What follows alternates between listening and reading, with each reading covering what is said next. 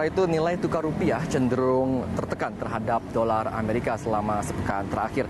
Namun Bank Indonesia menilai tekanan tersebut masih wajar dan lebih disebabkan oleh faktor global, sehingga Bank Indonesia belum merencanakan akan menurunkan suku bunga acuan. Dan berikut informasi selengkapnya. Meski nilai tukar rupiah terhadap dolar Amerika Serikat dalam sepekan terakhir berada dalam tren pelemahan, namun Bank Indonesia menilai jika terkoreksinya rupiah masih dalam batas wajar. Bahkan BI mengklaim depresiasi rupiah masih lebih baik dibandingkan beberapa negara lainnya. Secara year to date, rupiah terdepresiasi 11%, sementara beberapa negara lainnya ada yang mencapai 20% atau lebih. Di pasar spot, rupiah mulai berbalik arah dan merangkak naik meninggalkan level 13.700.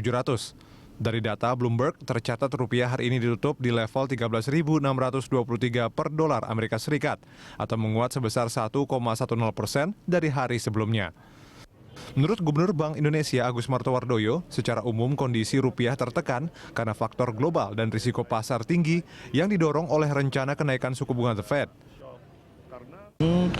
Kalau secara umum, kondisi rupiah memang kalau kita lihat misalnya hari ini ada tertekan karena periode risk off ya.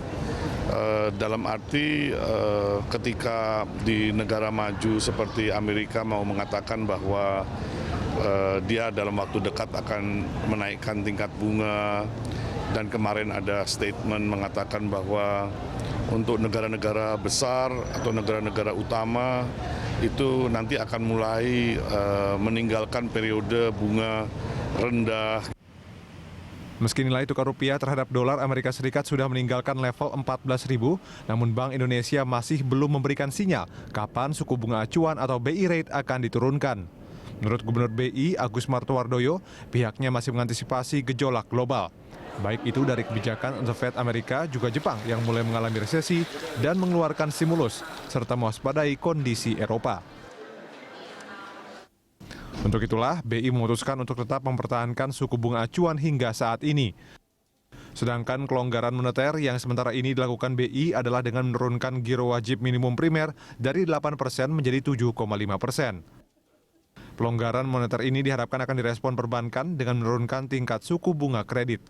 Anggiak Semawardaya, Rianto Trihutomo, Berita 1, Jakarta.